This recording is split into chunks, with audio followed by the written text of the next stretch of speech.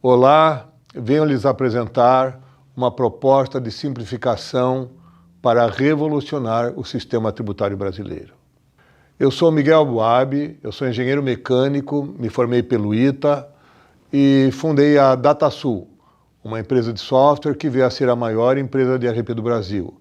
E implementamos sistemas e sistemas fiscais em mais de 4.000 empresas no Brasil. Também sou fundador da Neogrid, que é uma multinacional brasileira, fabricante de soluções para a cadeia de suprimentos e demanda, comunicação eletrônica de dados, informações bancárias, mercantis, fiscais, que integram o sistema tributário brasileiro.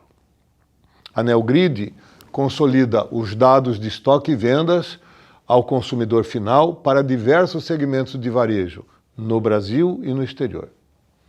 O objetivo do nosso projeto é fomentar o desenvolvimento econômico. Para fomentar o desenvolvimento econômico, é necessário garantir a arrecadação do Estado e garantir a competitividade das empresas.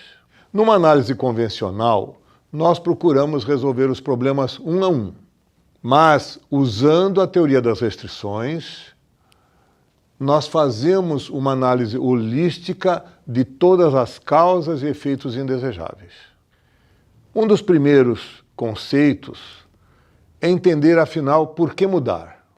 Então, nós vamos passar por que mudar, o que mudar, para o que mudar e, finalmente, como provocar a mudança.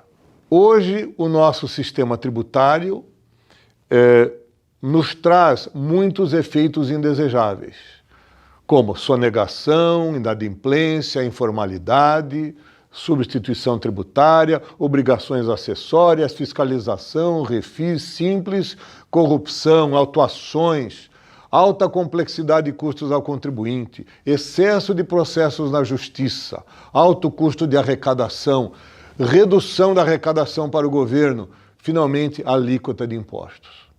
Então, este é o motivo por que mudar. Temos que mudar este complexo sistema tributário brasileiro. Para melhorar o todo, não precisamos melhorar tudo. Quando lidamos isoladamente com cada efeito indesejável, estamos lidando com sintomas e não com as causas reais. Enquanto as causas reais permanecerem intocadas, os efeitos indesejáveis não desaparecerão e novos serão criados. A complexidade de um sistema é medida pelo número de pontos que se deve tocar para impactar todo o sistema. Temos nesse exemplo o sistema A, que são 7 círculos independentes, e temos o sistema B, que são 7 círculos integrados. Para impactar o sistema A, nós precisamos tocar cada um dos pontos, portanto, 7 pontos de contato. Enquanto o sistema B, que são 7 círculos integrados, tocando em um único ponto, nós conseguimos impactar todo o sistema. Simplificar é reduzir o número de pontos que temos que tocar para impactar todo o sistema. Então, quando no governo dizemos que temos que simplificar o sistema tributário, significa que nós temos que reduzir o número de pontos aonde este sistema tributário é impactado. Eu quero também falar sobre ortodoxia. Ortodoxia é tudo aquilo que fazemos, não sabemos por que fazemos, mas continuamos fazendo. As ortodoxias têm origem nas restrições tecnológicas. Muitas regras de negócios foram criadas quando nós tínhamos restrições tecnológicas. Mas, porém, quando essas restrições foram eliminadas, as regras continuaram as mesmas. Um exemplo: regra de negócio nos hotéis. Por que em todo hotel o check-in é meio-dia e o check-out é meio-dia? Porque quando nós não tínhamos tecnologia, as regras de negócio que inventaram era tratar as reservas com papel e lápis e borracha, e para isso criou-se uma regra de negócio que o hóspede entra meio-dia e sai meio-dia. O fato é que veio a tecnologia, os engenheiros de software fizeram toda uma reengenharia de processos, mas não fizeram uma reengenharia das regras de negócio. Então, as regras de negócio, embora toda nova tecnologia, permaneceram a mesma. E nós temos que viajar, ou quando viajamos, saímos de São Paulo, vamos a Nova York, e muitas vezes chegamos no hotel às 7 da manhã e o nosso quarto estará disponível às 3 da tarde. Isto não é mais uma restrição tecnológica. Isto agora é uma ortodoxia, ou seja, é uma regra que foi criada no passado, mas que se manteve embora tenhamos a evolução tecnológica. Em relação à mercadoria, antes da tecnologia, o senhor feudal, ele cobrava impostos pela circulação de mercadoria, porque era a tecnologia existente, ou seja, não tinham tecnologia. E se ele queria receber impostos em forma de mercadoria, ele fazia um controle sobre a circulação de mercadoria. O fato é que hoje o governo quer receber os seus impostos em dinheiro. Então, o governo pode cobrar impostos pela circulação do dinheiro. Em um processo mercantil, as mercadorias vão num sentido, mas no outro sentido volta o dinheiro. É muito mais fácil controlar a volta do dinheiro do que a ida da mercadoria. A volta do dinheiro é um sistema simples, são poucos os pontos de contato, enquanto a ida da mercadoria é um processo extremamente complexo, onde devemos controlar milhões e milhões de pontos de contato. Então, o nosso sistema se baseia em simplificar, controlando a volta do dinheiro e não mais a ida da mercadoria. A tendência das organizações é procurar soluções para exceções. Na metodologia de TOC, Teoria das Restrições, criamos uma estratégia para a regra e definimos o tratamento para as exceções. Vamos entender o plano. Para fomentar o desenvolvimento econômico, devemos garantir a arrecadação do Estado e devemos garantir a competitividade das empresas. Para garantir a arrecadação do Estado, tem sido necessário conviver com alta complexidade tributária. Porém, para garantir a competitividade das empresas, seria necessário simplificar o sistema tributário. Agora, para garantir a arrecadação do Estado, tem sido necessário conviver com alta complexidade tributária. Por quê? Porque nós acreditamos erroneamente que os impostos devem ser cobrados pela circulação de mercadorias e que os impostos têm de ser apurados e recolhidos por iniciativa do contribuinte. Os impostos não devem ser cobrados pela circulação de mercadorias e os impostos não têm de ser apurados e recolhidos por iniciativa do contribuinte. A tecnologia permite que os impostos sejam apurados pela circulação do dinheiro e recolhidos pela movimentação no sistema bancário. Então, agora o que mudar?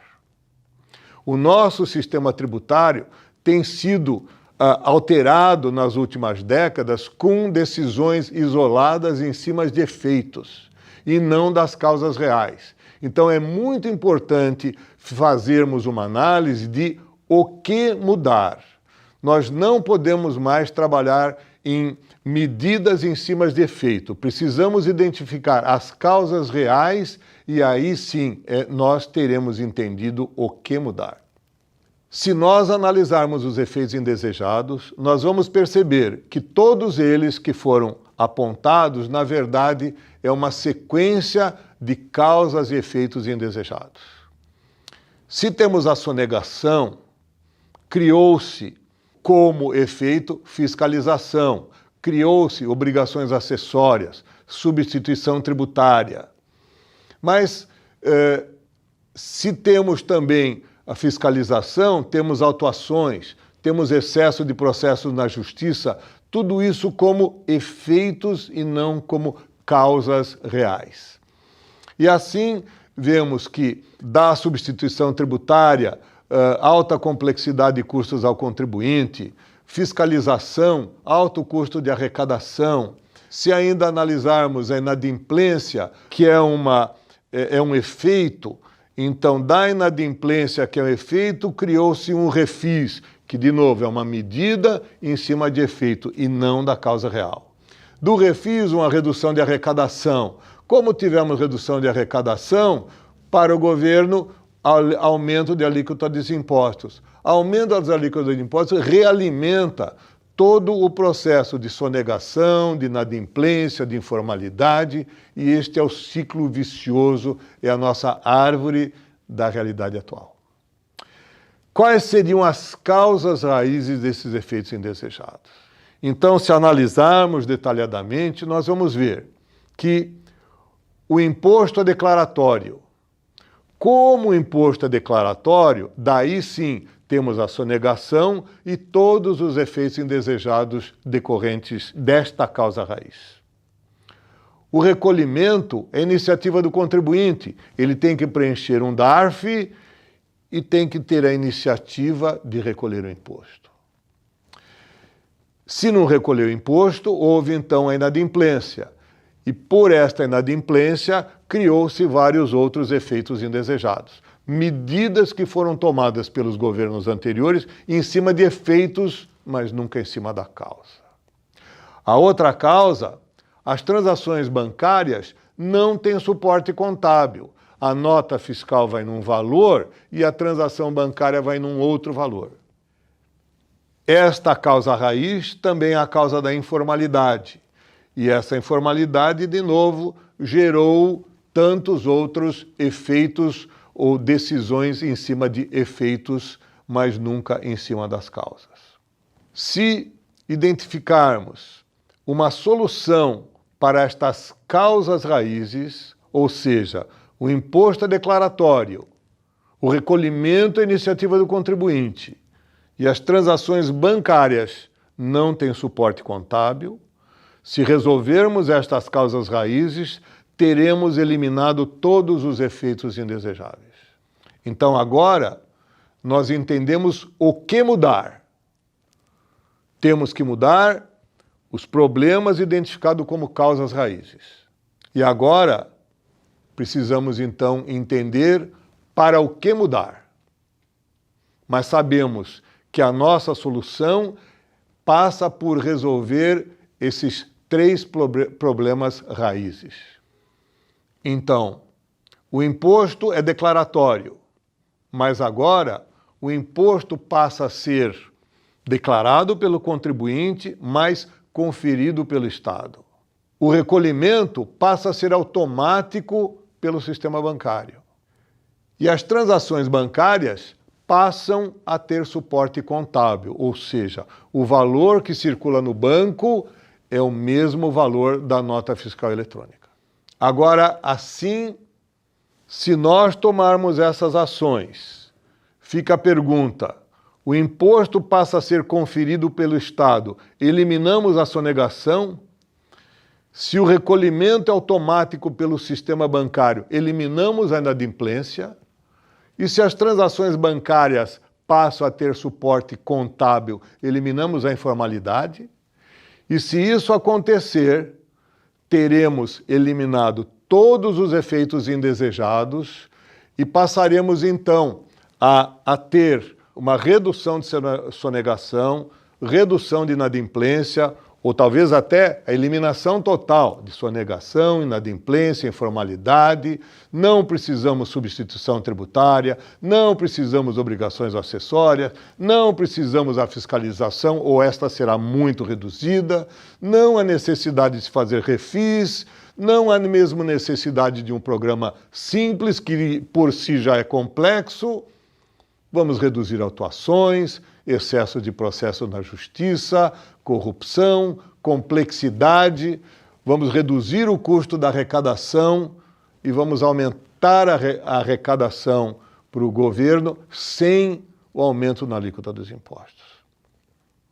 Então, passaremos a ter uma árvore da realidade futura, que será então todos os efeitos positivos, ou teremos eliminado aquela árvore da realidade atual, teremos mudado para a árvore da realidade futura, aonde teremos, em suma, um aumento expressivo da arrecadação sem o aumento das alíquotas. Então, o imposto passa a ser conferido pelo Estado. O recolhimento é automático pelo sistema bancário e as transações bancárias passam a ter suporte contábil. Como provocar a mudança? Então, será criado um comitê gestor. E este comitê gestor será o órgão que irá apurar, conferir, controlar e arrecadar os impostos em todas as esferas, se for o caso de um IBS único. Ou haverá comitês gestores de estados, municípios e Receita Federal, caso o governo tenha o seu IBS também. A arrecadação será apurada e transferida diariamente para a União, estados e municípios. As regras de implantação ou de transição vai depender do que for aprovado na proposta da emenda constitucional, a PEC 110 de 2019 ou outra. Para cobranças bancárias entre as empresas contribuintes, os boletos de cobrança ou transferências bancárias serão vinculados às notas fiscais eletrônicas de bens e serviços. Constará no boleto bancário o valor do imposto e a nota fiscal eletrônica a que este boleto se refere. Então, os boletos estão vinculados a uma nota fiscal eletrônica. O comitê gestor irá tratar os impostos de cada nota fiscal como um sistema de contas a receber, ou seja, hoje a Cefaz recebe as notas fiscais eletrônicas e trata esse documento como um registro da nota fiscal, mas o boleto hoje ele é independente desta nota fiscal eletrônica. A proposta é que a Cefaz, ou esse comitê gestor, vai tratar esse imposto como um contas a receber. É como se ele mandasse um boleto para o banco referente àquele imposto. Só que no mesmo boleto vão as duas transações, a da mercadoria e a do imposto. Agora, pela cobrança do boleto, será acreditado pelo banco o imposto de valor agregado ao comitê gestor com retenção de D+2 e o valor líquido de impostos à empresa emitente da nota fiscal eletrônica. Então, esse comitê gestor recebe o aviso que foi pago esse imposto. Então, esse comitê gestor vai dar baixa porque recebeu esse imposto e agora sim, este valor já recebido de imposto passa a ser um crédito para o contribuinte. Atualmente é concedido crédito simplesmente pelo recebimento da nota fiscal, mas não significa que a empresa contribuinte pagou ao fornecedor. Hoje, o governo concede crédito simplesmente porque houve um recebimento de nota fiscal. No sistema agora proposto, em regime de caixa, o crédito do imposto somente será concedido depois que o contribuinte de fato pagou a nota fiscal ao seu fornecedor. As empresas passarão a ter crédito dos tributos no comitê gestor quando este receber o aviso bancário do pagamento do imposto. Diariamente será feita pelo comitê gestor a apuração dos créditos, gerando as devoluções ao contribuinte. E é por isso que nós temos no recebimento o D+2, exatamente para garantir esta compensação no banco pelo crédito que será devolvido a cada um dos contribuintes. O imposto será calculado pelos sistemas de ERP de cada empresa contribuinte e conferido pelo comitê gestor. O sistema do comitê gestor disponibilizará informações eletrônicas sobre as movimentações da conta de impostos de cada contribuinte. Finalmente, para a cobrança por meios de pagamento, se a alíquota for única, o imposto será calculado automaticamente pelo sistema de meio de pagamento. Mas, se as alíquotas forem diferenciadas por produto, o imposto será calculado pelos sistemas de ponto de venda de cada estabelecimento. Será destacado na transação o valor do imposto. Os sistemas de meio de pagamento farão depósitos ao CNPJ matriz, fazendo constar na transação eletrônica o estabelecimento que fez a transação, permitindo assim identificar o município e estado de destino. A apuração e arrecadação de tributos referentes às vendas ao consumidor ocorrerá no momento em que a administradora de meio de pagamento realizar o depósito bancário ao CNPJ que realizou a venda. Os tributos referentes às vendas a dinheiro serão recolhidos como atualmente, com base na escrituração fiscal. Os tributos arrecadados pelo sistema de meio de pagamento serão transferidos diariamente ao comitê gestor. Como exemplo, se tivermos um IBS, uma alíquota de 10%, a indústria vendeu para uma empresa de manufatura, o valor da mercadoria é 100, o IBS sempre calculado por fora seria nesse exemplo 10, portanto, a manufatura estaria pagando para o banco um boleto de 110. Então, a manufatura pagou 110, a indústria recebeu 100 e foi para o IBS R$10, que seria a débito. E a manufatura ficou, então, com um crédito de 10. Quando esta empresa de manufatura agora trabalha esta matéria-prima e vende o seu produto a R$200 para o varejo, o imposto terá sido 220. Quando o varejo pagar o boleto para a empresa de manufatura, vai pagar 220. A manufatura, como já tinha um crédito escritural de 10, ela vai receber agora 210 e vai haver mais R$10 de débito de IBS. Portanto, a manufatura agora fica com 0 no crédito escritural e o varejo passou a ter R$20 no seu crédito escritural. Agora o varejo vai vender essa mercadoria, digamos, por 400 ao consumidor final. Imposto sempre por fora, o consumidor terá pago 440 e o varejo vai receber 420, porque ele já tinha 20 como crédito escritural.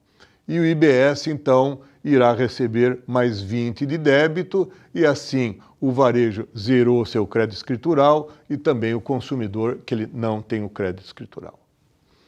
E assim isso é aplicado em toda a cadeia de suprimentos, em toda a cadeia, em todo o processo, que num sentido vai a mercadoria, mas no outro volta o dinheiro. Então temos agora um sistema que é o imposto de valor agregado, mas em regime de caixa e não mais em regime de competência. No regime de competência, o contribuinte tem que pagar pelo tributo, embora não tenha recebido do seu cliente. No sistema de caixa, tanto para o governo só vai conceder o crédito quando de fato houve a movimentação financeira, houve o pagamento daquele imposto. E por outro lado, a empresa contribuinte, ela só é devedora do imposto quando ela receber do seu cliente. E aí será automaticamente na transação financeira. Este será talvez o imposto mais, uma forma mais simples, revolucionária, porque estamos tratando o imposto em regime de caixa. Isto nos é permitido no Brasil pelo avançado sistema bancário que nós temos. Então estamos utilizando a tecnologia hoje disponível para mudar as regras de negócio. Assim, teremos reduzido o número de pontos de contato, de milhões de pontos de contato que temos hoje, para algumas dezenas de pontos de contato. E com isto teremos estaremos simplificando o sistema tributário. Finalmente, para fomentar o desenvolvimento econômico, podemos garantir a arrecadação do Estado, podemos garantir a competitividade das empresas e teremos simplificado o sistema tributário brasileiro. É isso que eu tinha a apresentar. Muito obrigado. Ficamos à disposição no e-mail e mais apresentações no site. Temos também o livro que fala desse nosso conceito e que leva o título Devo, não nego, pago quando receber. Muito obrigado.